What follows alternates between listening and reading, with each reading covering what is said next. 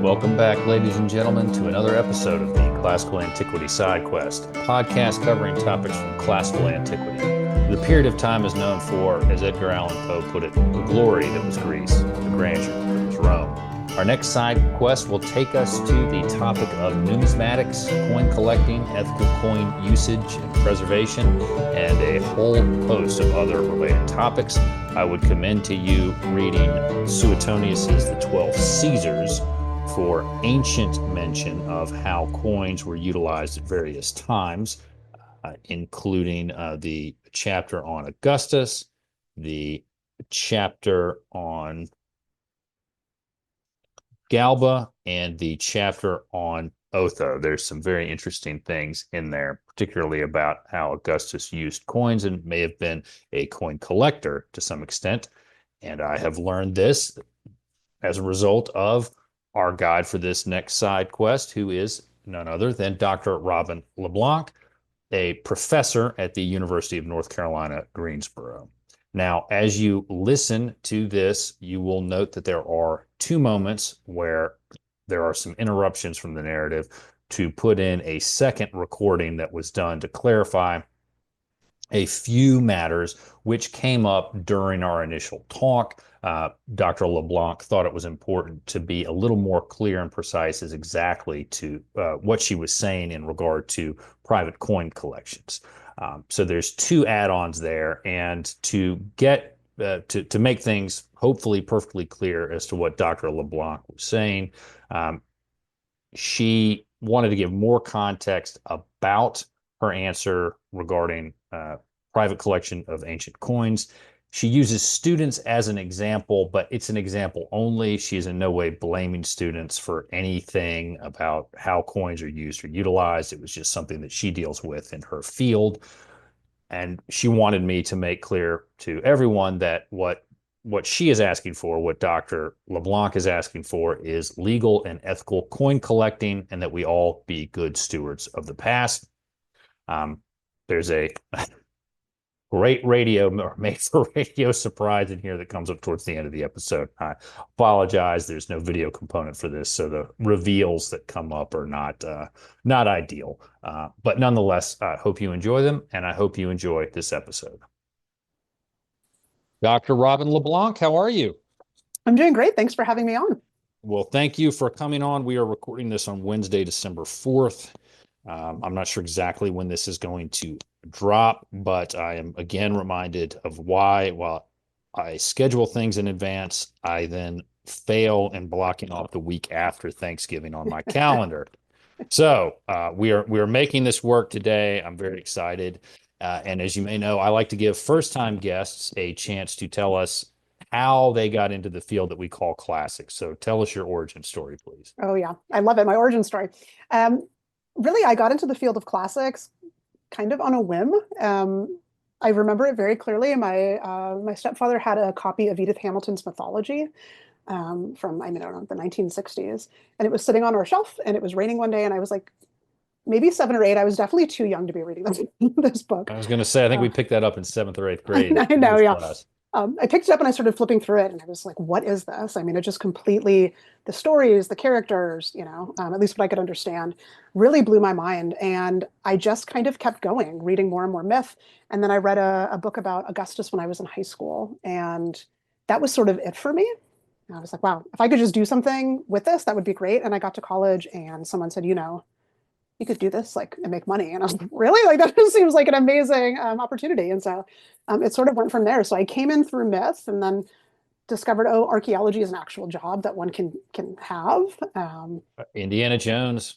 It's true. Indiana Jones is a real professional future for some people. And so I never left. And I was really, really lucky to have had that passion from very early on and to find, a way to kind of continue doing it for now, 30 something years. Have you gotten to fight Nazis like Indiana Jones? Because I'll just tell you, this may be a shocker. Yeah. You may have more of a chance now than we ever thought possible. That's probably true. No, lots more paperwork than Indiana Jones will lead you to believe. A lot of paperwork and standing around and going, is this brown dirt different than that brown dirt? While your students stare at you and go, what are you talking about? Well, can you tell us where you're teaching now?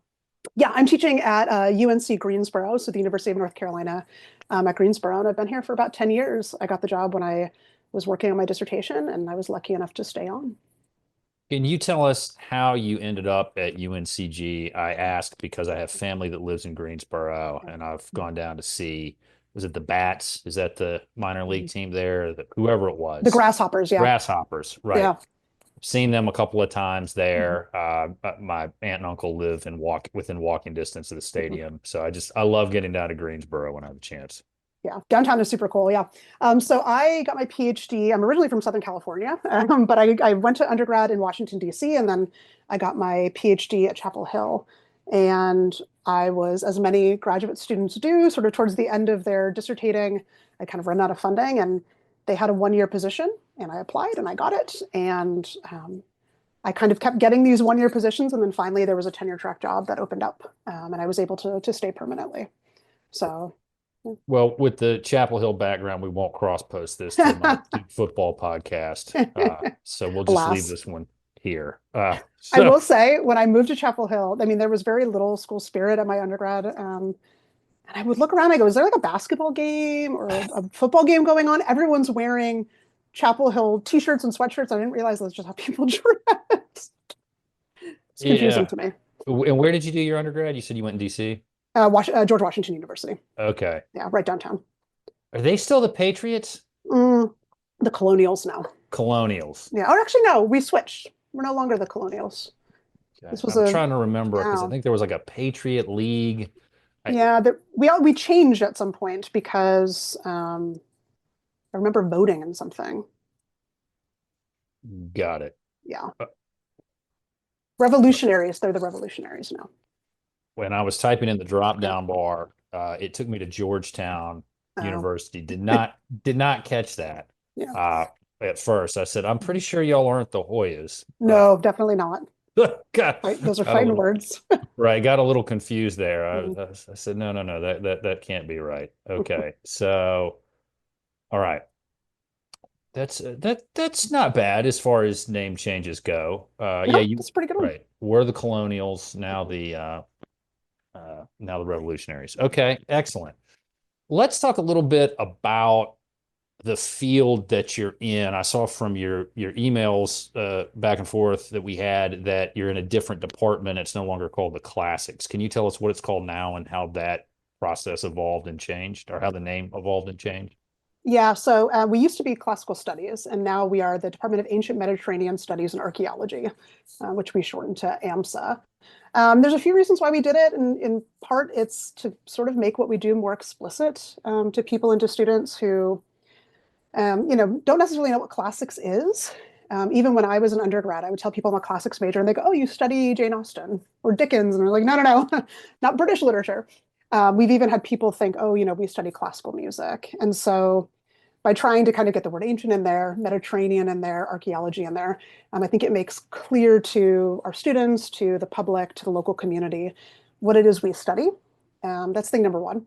And then thing number two, there's been this kind of general trend mostly in the US, uh, broadly to begin to move away a little bit from kind of classics and classical studies as the name for these academic departments.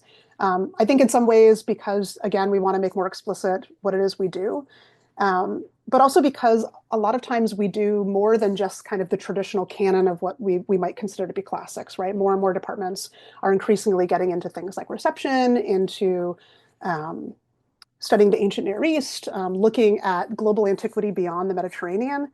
And so there are a lot of departments that have now switched to things like classics in ancient Mediterranean or um, ancient Greek and Roman studies, depending on what their specialties are. And so, if you don't know where the Mediterranean is, you don't really understand that. At least the ancient part kind of catches you. And also, we have an archaeology program as well, and so making sure that people know and see that is really important because we really need a lot more archaeologists, particularly in North Carolina, which is a really big growing field. But one thing I'm curious about, and this was not in the Mhm. question outline I sent to you, but I was thinking about it today because I've been listening to some podcasts from Byzantium and Friends and some others that Mhm. are talking about the history behind the concept of Europe, and Europe being sort of a construct resulting from various political, societal, and religious factors. And I'm just curious if there's any discussion about dropping the term European in there, or if it was more just like, no, we're in the Mediterranean. This makes more sense. I'm just curious about that. Yeah, in fact, there was a lengthy conversation about the appropriateness of the use of the word Mediterranean, for example, right? Like, are we talking Mediterranean as like a pure geographic term? So, like, right, what if somebody works in Roman Britain? Are they? And the idea was the notion that most of our work takes place in and around the Mediterranean, or based on systems and networks and connectivity that are kind of centered in the Mediterranean. But certainly, I've colleagues who work in the Near East, who I think are, and I myself, most of my work has been in the Near East, and so I think I would have probably objected to saying European, right? When most of my work is, I've had publications about Roman Arabia, Roman Syria, and so I think Mediterranean really works in terms of like the concept, the geography, and also kind of the like cultural and social networks that we're kind of collectively studying. Well, let's transition from that, since you did mention some of your publications, and talk about what we're primarily here to talk about today, which is Roman coins. Woohoo! And I'm going to apologize for some dumb foundational questions, but as a trial lawyer, you have to lay some foundation before you get into these things. So, other than the surviving coins themselves, where can we look to find information about coins, what they were used for, and what purposes they had beyond just money? Yeah, no, that's a great question. And actually, it's a question that people don't actually ask a lot. They go, oh, well, we just have like millions of coins. Do we really need anything else? And yeah, I mean, yeah, the answer is yes, we do. So on the one hand, we have the stuff that was used to produce coins, right? We have evidence of some produced dyes. We have some of the evidence of the places where the coins themselves were produced, places like the mints. And we also have like the byproduct of the minting process, things like slag and stuff like that, which can tell us a little bit about the production of it, the metallurgic content, how many coins were being produced and stuff like that. We also have a fair amount of writing about coinage, either just talking about money, the movement of money, people owing each other money, but in some cases, ancient authors describing the coins themselves. We have a very famous reference to this Ides of March coin. So after the assassination of Julius Caesar, his assassins begin to mint these Spoiler alert, coins. guys, he Yeah, oh, died. sorry. They begin to mint these coins that celebrate the assassination. They put an image of Brutus on one side, he's one of the assassins, and on the other side, a freedom cap and two daggers. And on the back, they say Ides of March, basically.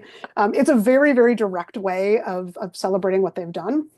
And we have an ancient author who is writing about 100 years after that coin is produced, and he describes the imagery on that coinage, which is really very fascinating.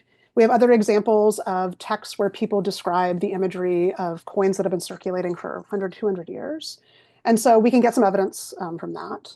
We also have evidence from things like graffiti and inscriptions talking about how much something costs, the denominations, how things are meant to be paid and by whom. And so there's a lot of archaeological and literary evidence that we can use to kind of contextualize the coins and the coin finds themselves.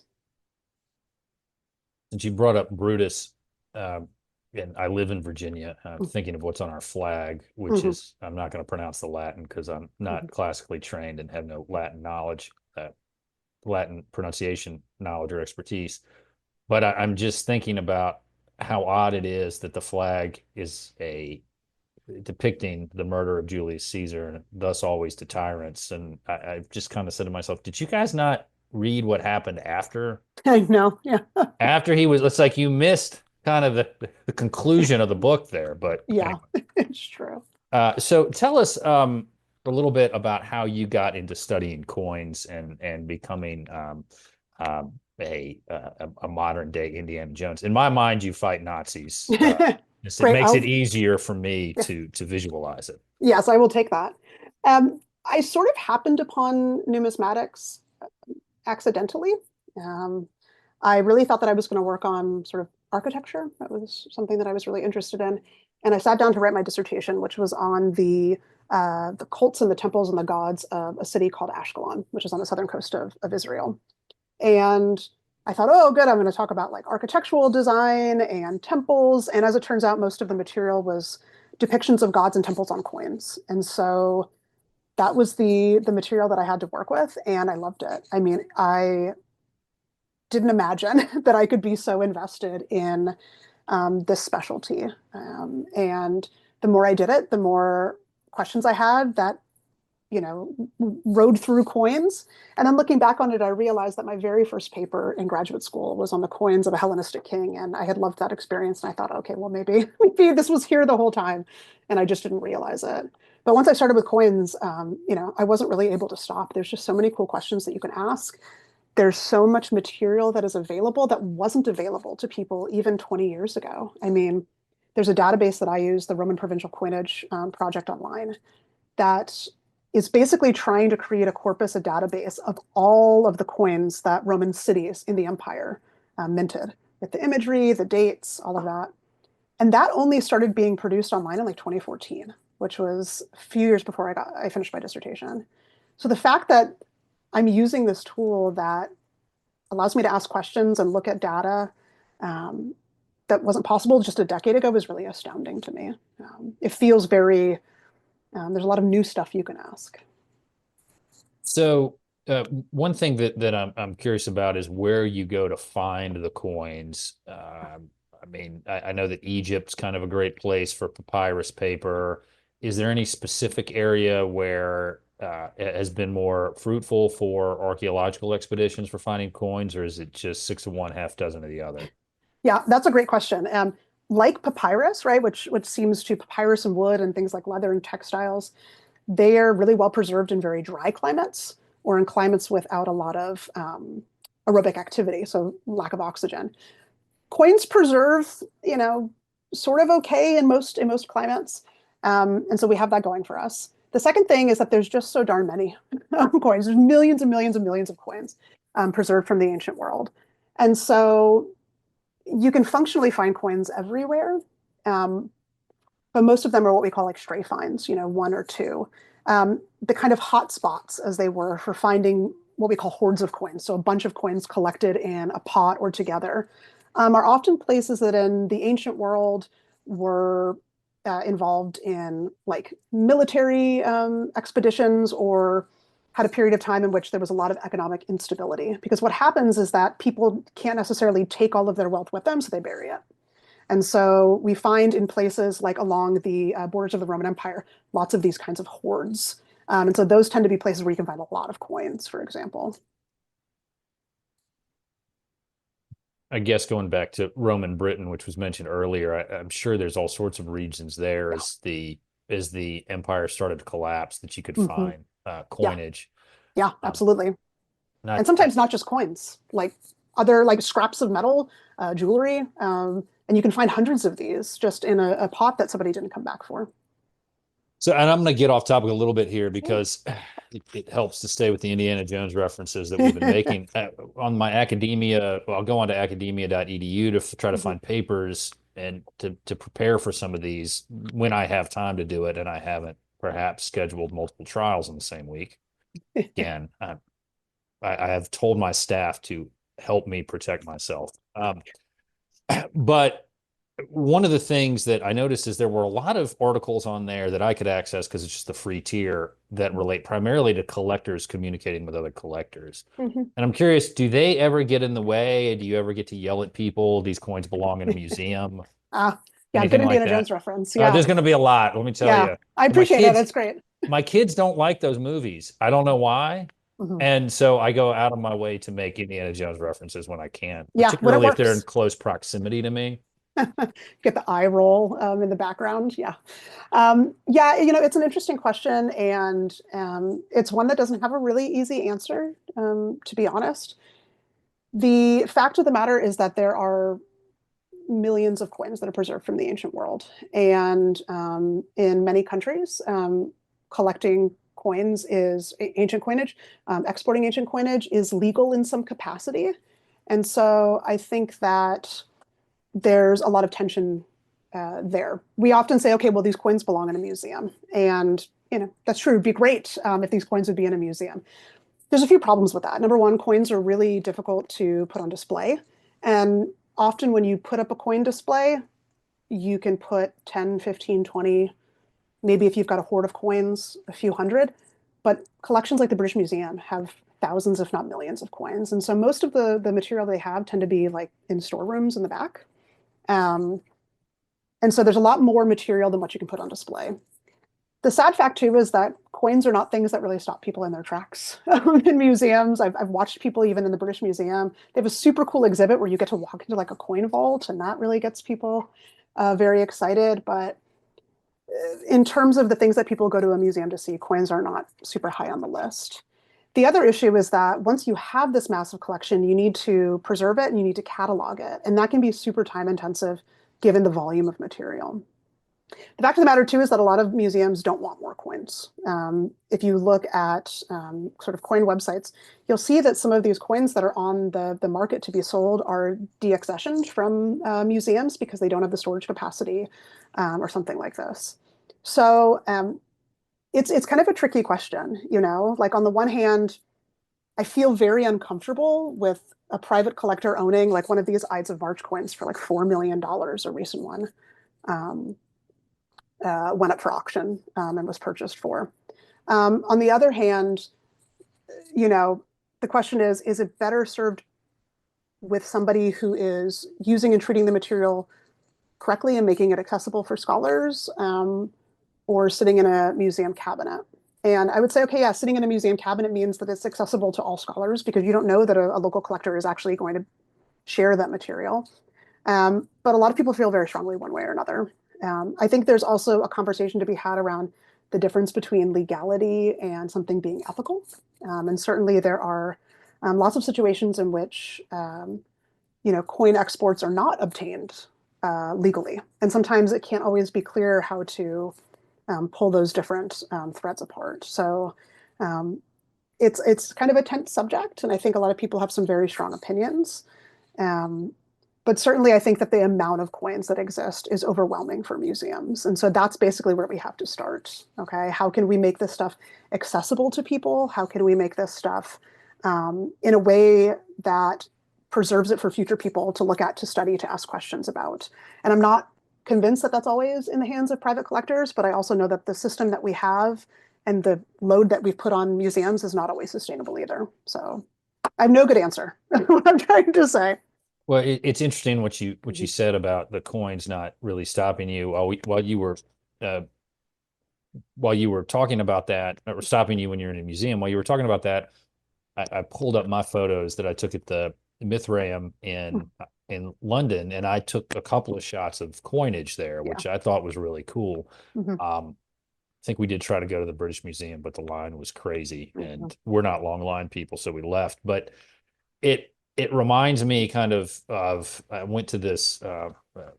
Me and a friend of mine went to the Martin Guitar Factory in Nazareth, Pennsylvania, and they were explaining how these guitar collectors, or the well, I shouldn't say guitar collectors, but these people who have what we call FU money Mhm. and spend it on things like a $4 million coin will Yeah. buy these beautiful Brazilian rosewood guitars from Martin, which if people who are listening know anything about Brazilian rosewood, it is the best sounding wood. It is just amazing. It's an endangered species, so it's hard to make guitars of that, and they just buy it just to say they have it. And Yeah. as somebody who, you can't see the air quotes, but plays guitar, and my friend who I went with, Tim, who is a real serious musician, that just eats me up and him Yeah. up, because you Mhm. have these amazing guitars that are just wasted sitting in some Yeah. guy's flat somewhere. I don't know, his apartment somewhere. Yeah. But those are cheerful topics we can all relive, as Yeah. we're side questing, consistent with the name of the show. Okay, today is January 5th of 2025. I wrote on my notes 24. This is the first time I've been wrong. It took me 5 days. Normally, my error rate is much higher on the first couple of days of the new year, but we have reconvened with Dr. Robyn LeBlanc to provide a little more context to an answer that was given about private collectors and their collections of coins. So I'm just going to go ahead and turn the floor over to you and let you add on and clarify whatever you feel needs to be added. Yeah, absolutely. So one of the intriguing things people often talk about, oh, you know, um, how do coin collectors and private collections factor into the study of ancient coinages? Because one of the things that people have encountered is somebody somewhere always has a Roman coin, right? It's either been made into some kind of piece of jewelry, or their grandfather had a small collection or something like that. And so often have students, coming through with these just kind of motley collections. Um, and students often ask about it, what role do private collections play? And one of the things we often talk about is the difference, right, between something being legal and something being ethical. And so there's a lot of tensions, I think, still in the academic world regarding the private ownership of antiquities, but coins are really frustrating to people who even sort of focus on those things. And everything comes down to this notion of provenience, right? So provenience is the fine spot of a ancient artifact. And the idea is that we want to preserve as much of the object's provenience as humanly possible. And so what we want to make sure that we're not doing when we're buying ancient coins, which in some cases is perfectly legal, is encouraging people to destroy or not pay attention to these questions of provenience. And so this is one of the issues for archaeologists, that oftentimes people think of coins as these things that just exist on their own, but really they come from a place, they come from a spot, and knowing exactly where a coin was found on an archaeological site can be incredibly illuminating. Knowing what country it came from, knowing where on the site it came from. There's also significant problems, though, with the number of coins that we pull out of the ground, even in controlled archaeological excavations. Um, we have these things called coin hoards, which can be anywhere from 2 coins to something like 40,000 coins. And so it's like, yeah, what do you do with 40,000 coins? And everyone says, send it to a museum. That's great, but that's one coin hoard, and you might find multiples of those. So some museum collections are completely overrun with coins. The Money and Metals collection at the British Museum has something like 800,000 objects. And none of those are not all of them can be on display all the time. And so there's this very big push and pull between how coins can be displayed, how they can be accessed by people. And I think the idea there is sort of touching that wire between what is legal and what is ethical, and also paying attention to coins and our responsibilities to them, to preserving as much information as we can, but also considering that coins are a very different group of ancient objects than things like sculptures and mosaics and stuff like that. And that's just true. I mean, there's no way around that. I couldn't imagine getting 1,000, 2,000 year old, or however, even older coin and turning it into a necklace or an earring or something like that. That just is really, that's hard to fathom why you would do that. It seems like the appeal of it is in its as much of a preserved natural state as you can get. Yeah, it is really interesting. You find these things, though, are not new ideas. We have the Romans already turning coins into things like pendants and earrings and bracelets. This was super popular in the Renaissance period in the 18th and 19th centuries. We see coins being repurposed for jewelry. So ironically enough, it happens today on the internet, and I have students that come traipsing through and they go, "Oh, look at my, Constantine earrings." Cringe a little bit.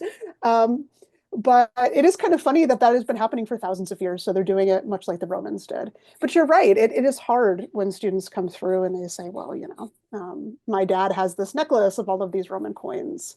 Um, and that gets into, again, some of that tension of who owns the past, and how we are responsible for it as being stewards and stuff like that.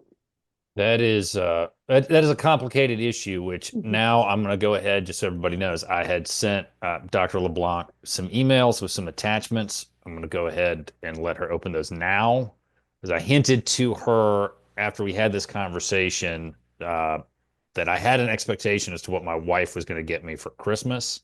Yeah. So we are revealing that, and this is going to be great radio, as we used to say before podcasts, for people who can't see video of this. This is going to be fantastic radio.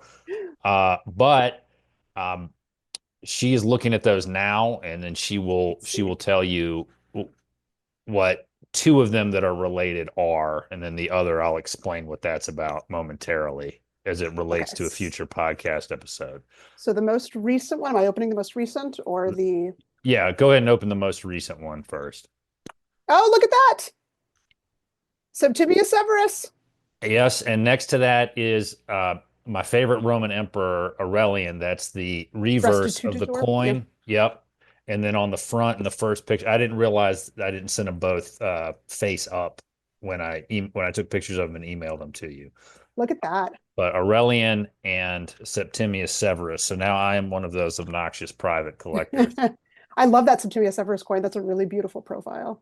You Yeah, can see it the curls in his beard really well there. yeah, it came through really well, and so part of what I had thought about doing after this is because Victor, who's been a guest on the podcast a couple of times, is a big history buff and Roman history guy.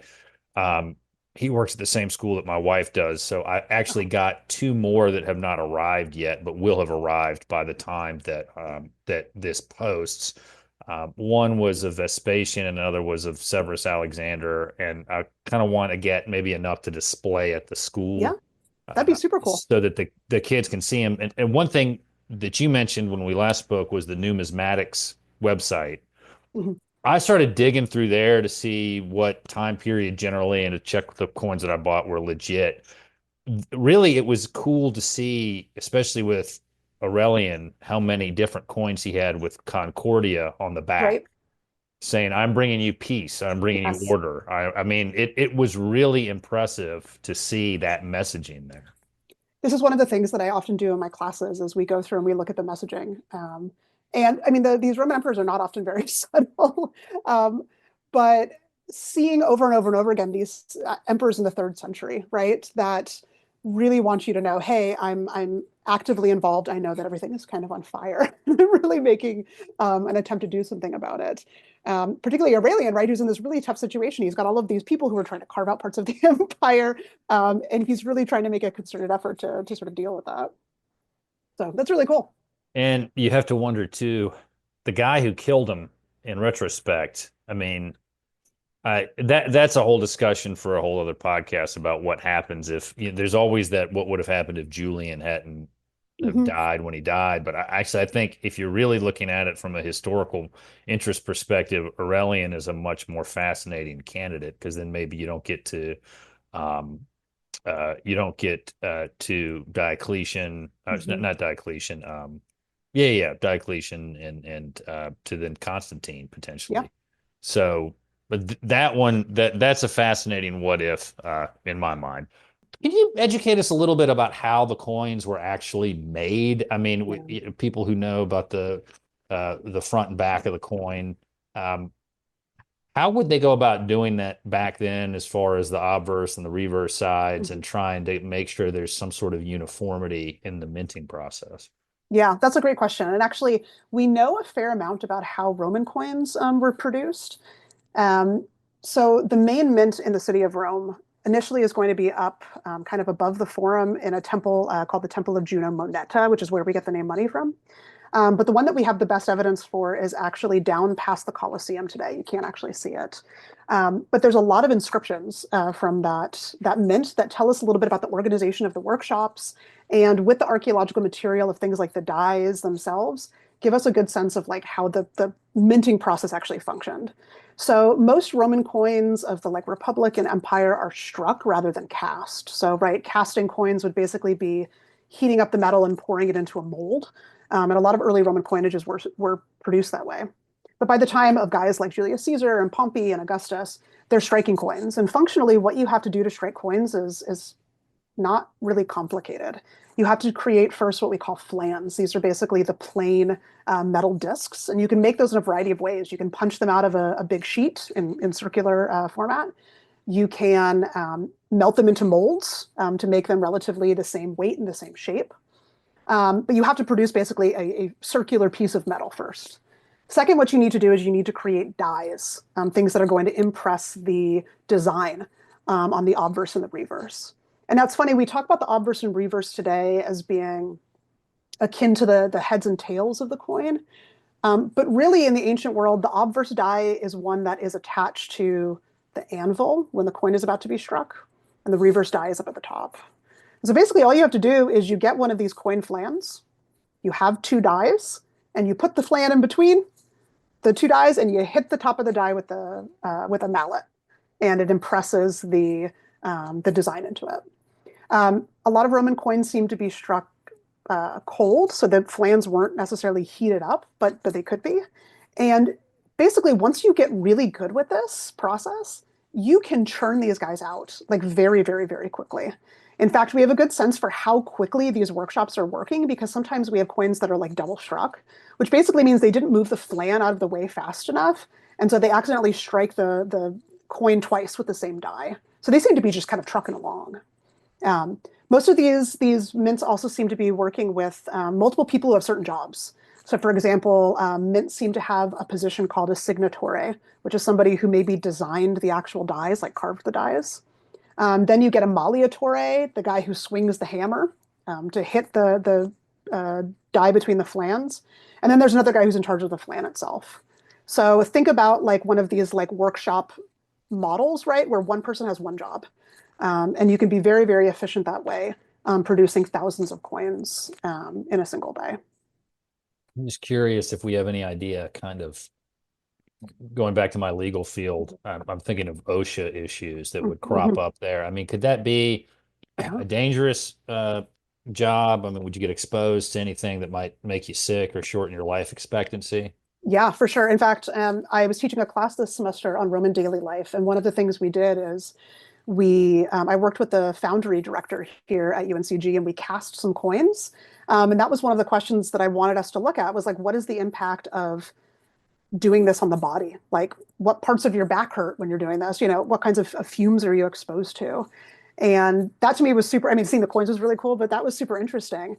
And it seems that based on the sort of status and class of the people that we know that worked in each of these individual jobs, probably the malleatore, the guy who struck the coins, had kind of the hardest physical job, and that makes a lot of sense, right? It's probably not very good for your back to kind of be constantly swinging um, a heavy mallet multiple times a day.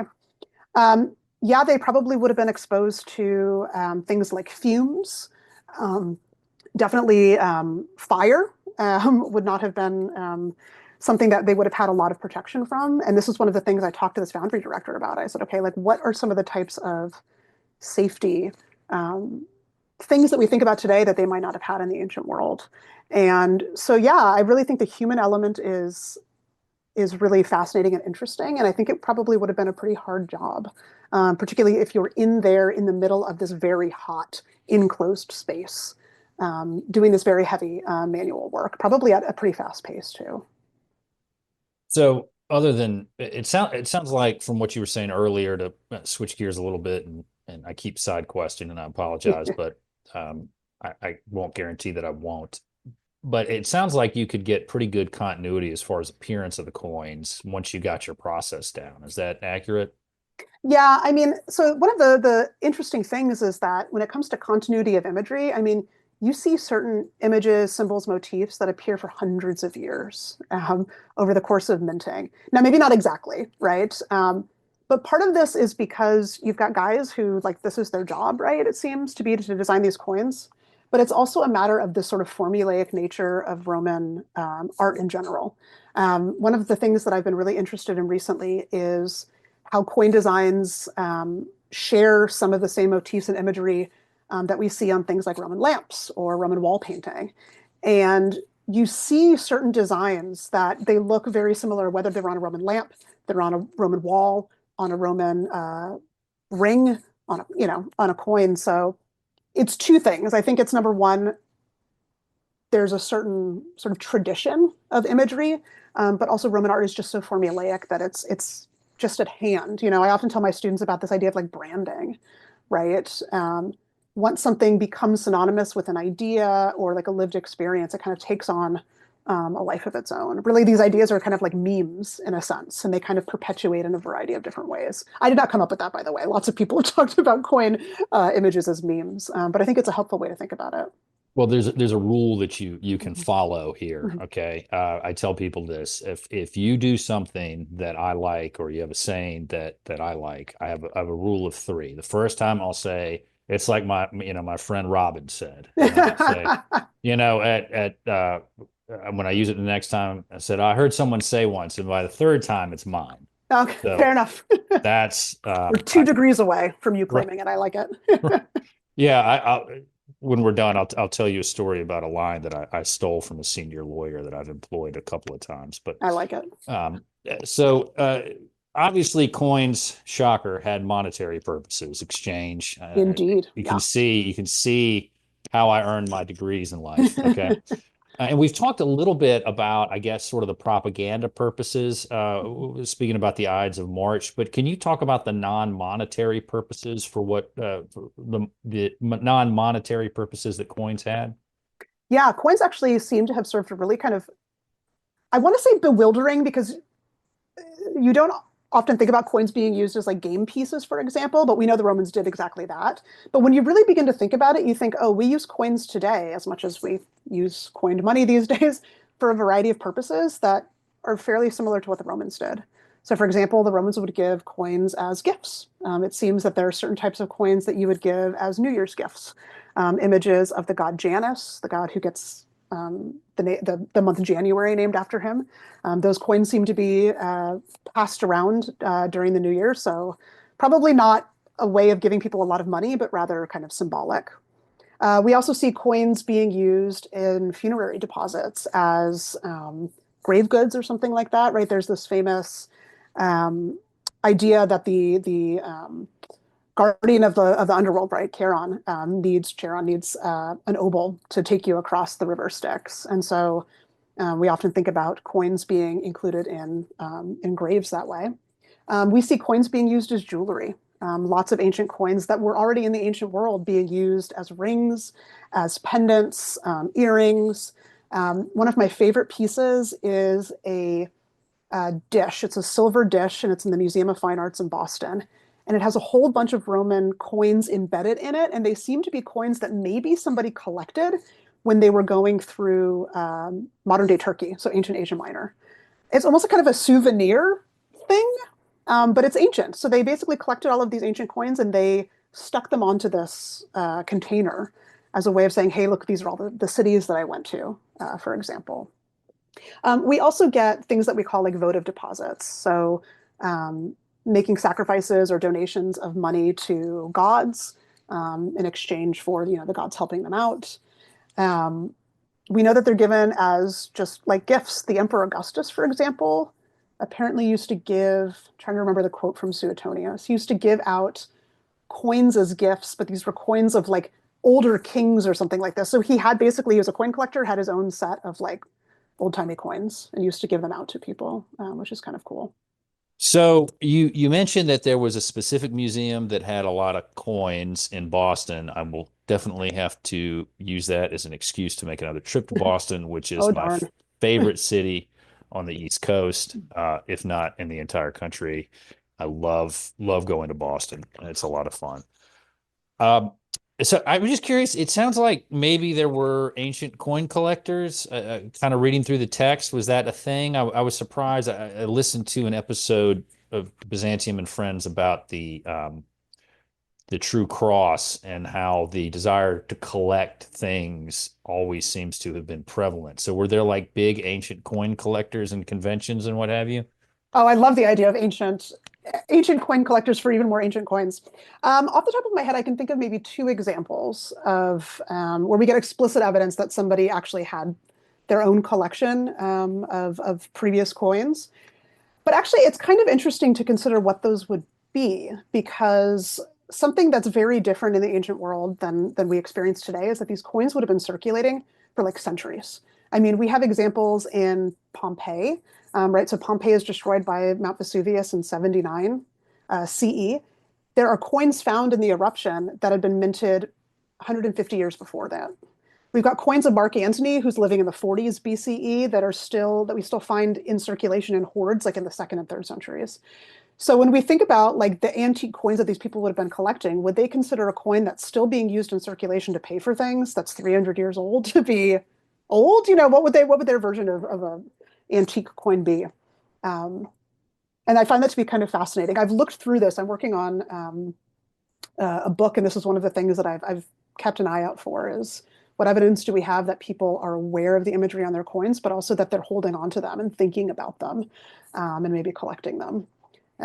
But probably, yeah. I mean, if Augustus is doing it, obviously other people are doing it as well.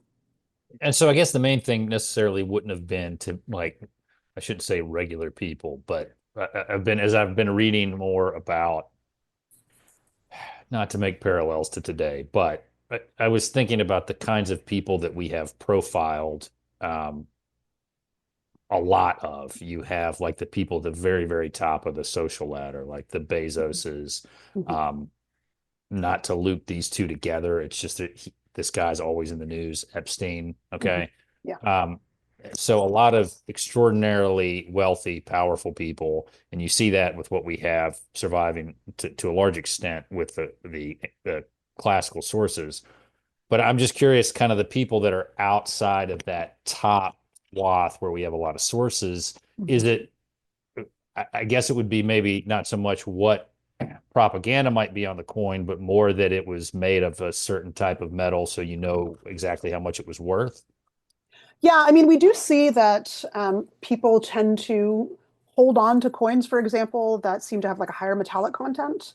And some of that is actually like a rather sort of interesting phenomenon that happens in the Roman world. So the basic coin that people are most familiar with probably is the denarius. That's a silver coin. And initially, when it's first introduced around 211 BCE, it's almost 100% silver, something like 98% silver.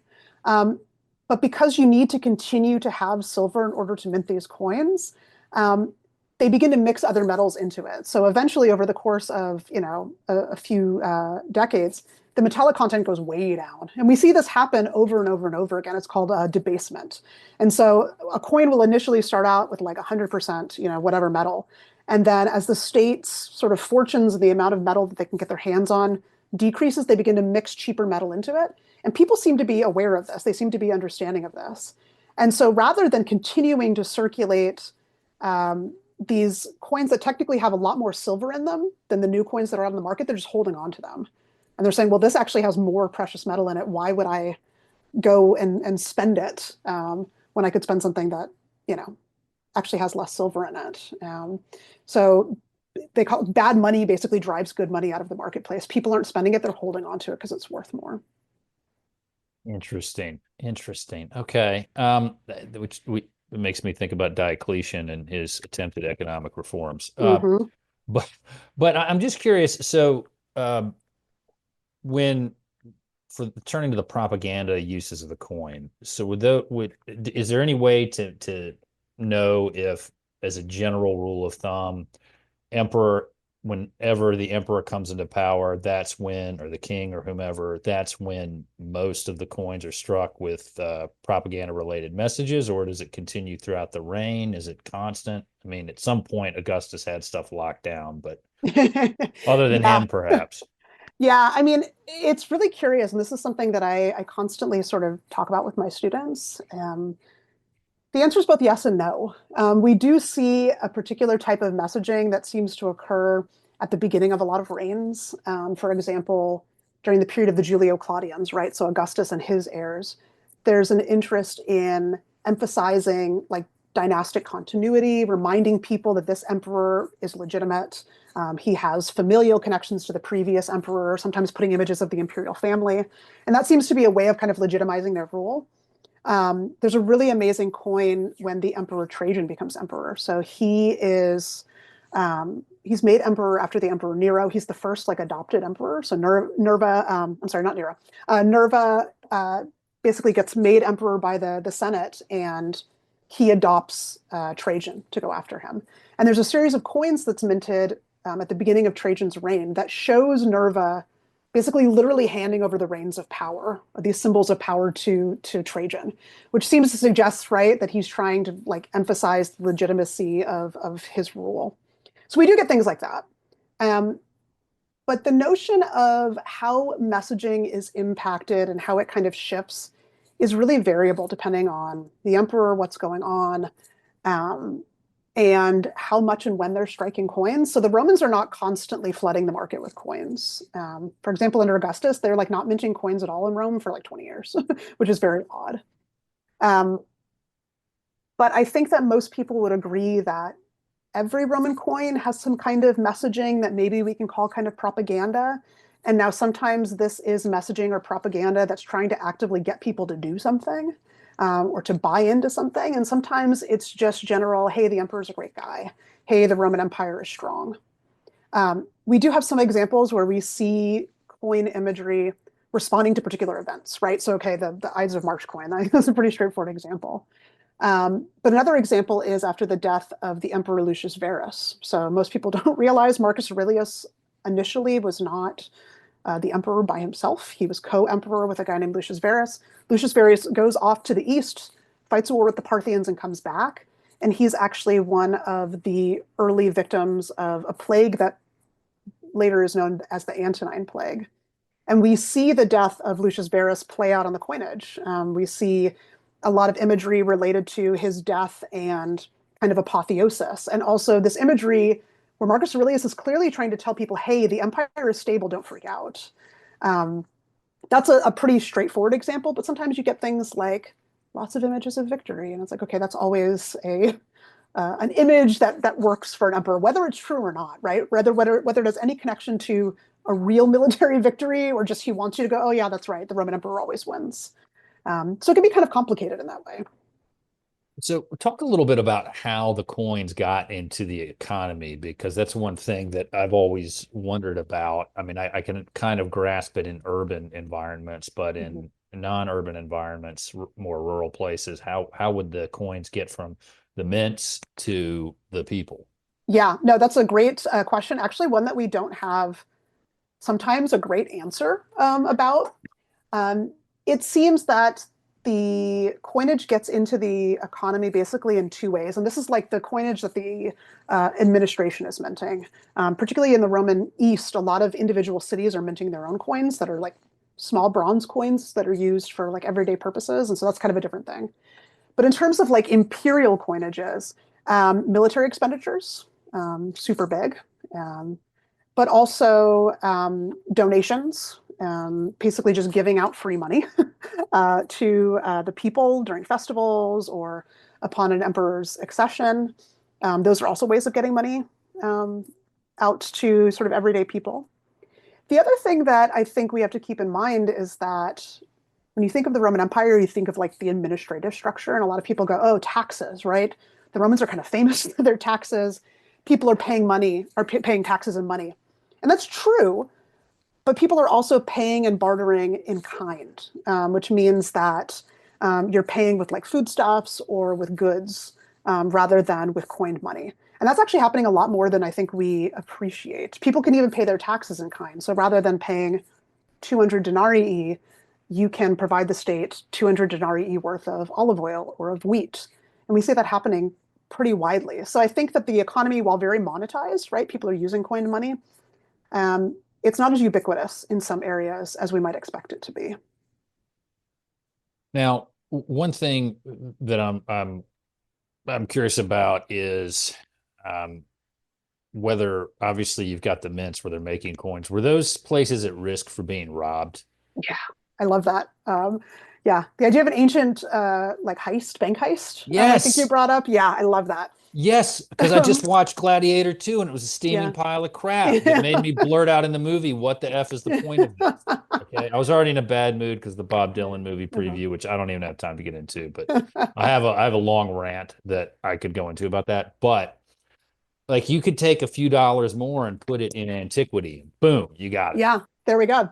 Yeah, it's funny because there's a kind of a few things that go on with the mints. So like the main central mint in Rome seems to be very heavily controlled. Like there's a very what seems to be very like specific hierarchy that we can tell from the inscriptions from the people who work there.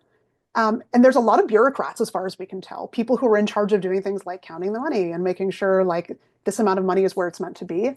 And so, from that perspective, it seems that there is kind of a lot of oversight. Um, but for the most part, the place that you would look for would be where the Romans are kind of storing large amounts of money. And there's a lot of debate over how people actually do that. Like you've got these incredibly rich Romans, guys like Crassus, um, where's their money? Do they have a bunch of liquid money? Romans don't have like these big banks. How are they storing money? And sometimes it's as simple as putting it in a jar and putting it in the ground.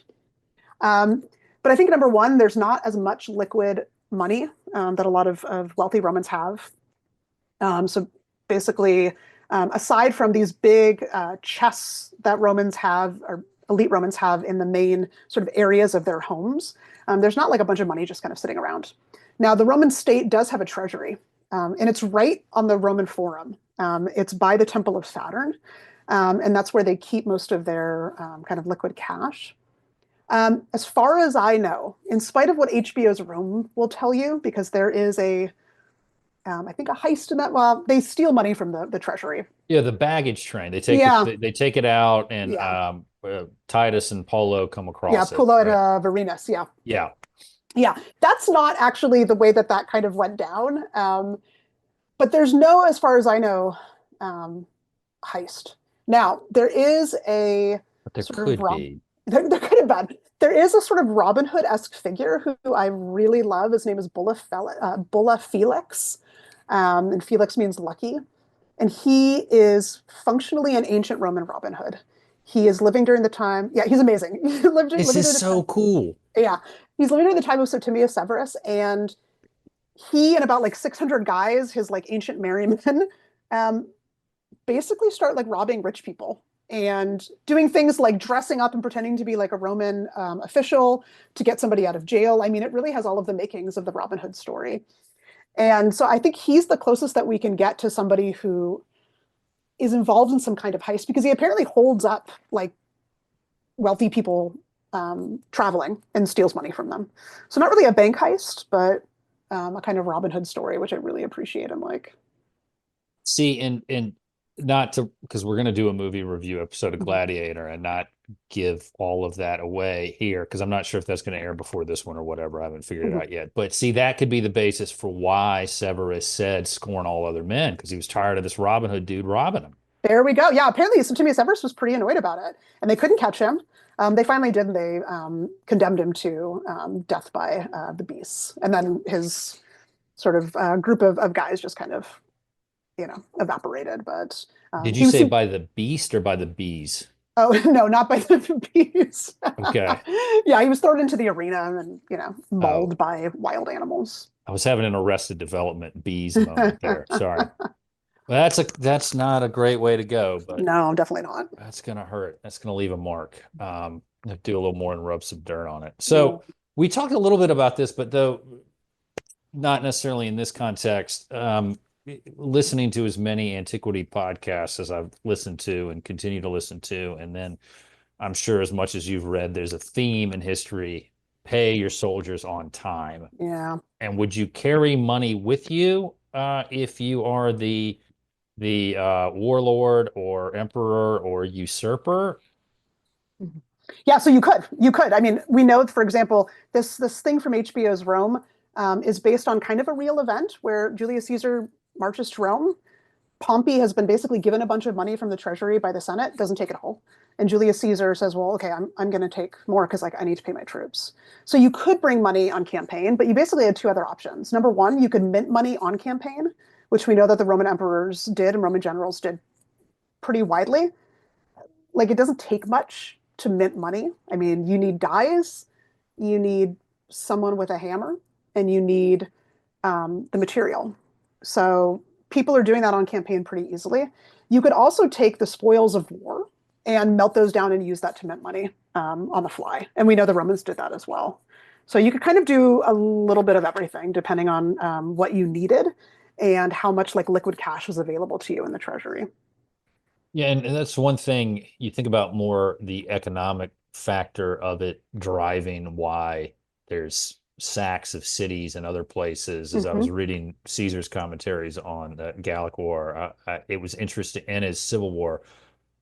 It was interesting how often they were having to go places for corn and Hmm. grain. Hmm. And I could imagine that was the prime motivator listening to you speak of. It wasn't just to blow off some steam because you won. It's like, no, Yeah. no, no, we got to make some money Yeah. for these guys. Yeah, you need money to pay your troops, and particularly after Septimius Severus, he increased Septimius Severus or Caracalla. increase the pay for Roman soldiers. And that puts, in some ways, a big strain on the Roman economy. Like you need money in order to, you just gave the guys a race. You need money in order to be able to like pay those people, right? And so in some ways, this Roman expansion creates the need to pay the people who are doing the expanding, but then creates the need to continue to expand because you have to get the material some way, right? We even have examples of the Romans basically taking coins of other people, kind of heating them up and just stamping their own coinage right over it. It's called overstriking. And so they're like, well, why bother melting it down when we can just strike our own designs on top of it? And that seems to be in some ways one of the benefits of taking some of these. I mean, this doesn't have to be other people's coins. This can be like gold dishes, gold statues. Like they're melting this material, this metal down, probably at large rates in order to pay for a variety of things, including minting coins for their troops. And I guess they'd be trying to keep the weights and measures or whatever the terminology would be consistent, right? So that the coin Mhm. is worth what we say it's worth. Yeah, so it's like it's kind of this balancing act. You want the coin to be roughly the same size and the same weight. But once you begin to mess with the metallic content, suddenly the weight is a little bit off. And actually, we have Roman writers who talk about this. Pliny the Elder. If you ever want to know anything about the ancient world, like Pliny the Elder has it. His natural histories, he's like, oh, you want to know about like Roman paintings? Let me tell you about that. You want to know about Roman insects? Let me tell you about that. Um, and he mentions that there are some coins that are too light. Some Roman silver coins that have been had other metallic elements mixed into it. So he says that strictly speaking, like 80 something silver denarii ought to equal 1 pound of silver. But that you can tell sometimes when it doesn't. And so it's not just about the size of the coin, but it's about the weight and the metallic content. And people were, aware of that. I think you could hold a bag of denarii and go, oh, something doesn't feel right here. Turning from that, that's interesting that you mentioned Pliny. He's been on my mind as someone to read, and now I have a definite reason to do it. So I will check out that book. I'm sure I can find a copy without trouble. A few closing things here.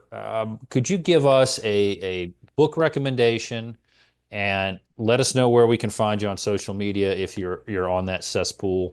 Uh, and then a future podcast topic for the Classical Antiquity Sidequest. Ooh, okay, so a good book. Okay, so I think the best two recent books that I would recommend to people if you're interested in coinage. The first one is by Gareth Harney, and it's called Moneta, and it's basically like Roman coinage, and I think something like 10 coins. It just came out last year.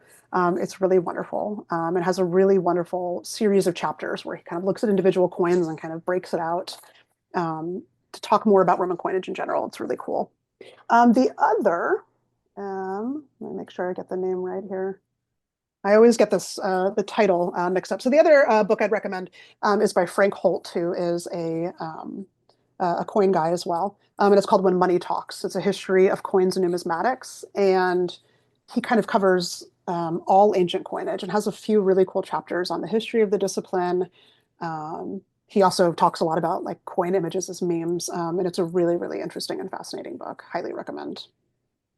Um, what was the other question? Social media. Yes, Yeah, social media. So I am on Blue Sky. same. Couldn't tell you what my handle is. It might be Archeo Rob. I can send it to you via email though. I do post on behalf of my department, amsa.uncg on Instagram. And we have some coin-related content there for people who are interested. Right now, we're doing a Saturnalia gift series. Um, I recently posted a series on hippos on Roman coins, which is kind of fun. So you can find me there. Future podcast topics, so many good ones. I mean, really, Bulla Felix and Roman robbers ought to be Roman bandits and robbers Good, ought to be a because you good know about that, and it's one. hard to get you people to respond Yeah, sometimes. I'm sorry about It's that. okay. It was it was Yeah. it was funny. I got one, and you are. I pulled you up. You are Yeah. Arc LeBlanc Oh, okay. on Blue Sky. Perfect. You have no posts though. Yes. Not surprised by that. Not a bad idea. Yeah. I did get one. I got one out of office reply or a couple.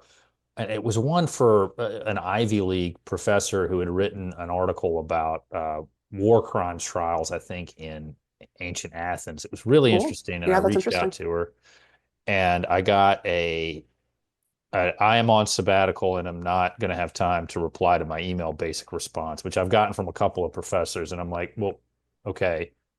Seems like that would be the thing you would have time for because you're not teaching. Yeah, it's So, true. so it's just okay. You're like, But please. Well, honestly, it's a gripe. It's an annoyance for me, but I get it. Look, when I go to trial, well, one of the things that I love about being in trial is I'm unplugged.